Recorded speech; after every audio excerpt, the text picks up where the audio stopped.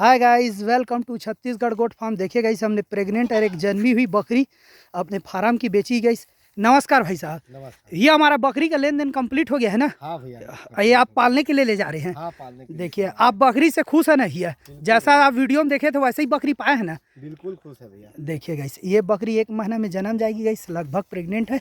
ये देखिए गाइस, इसके नीचे में 3 बच्चे हैं, 2 मेल 1 फीमेल। ये देखिए गाइस, हमारा कंप्लीट हो गया खरीदी बिक्री गाइस। ये अब ये जा रहे हैं अपने सफ़र पे।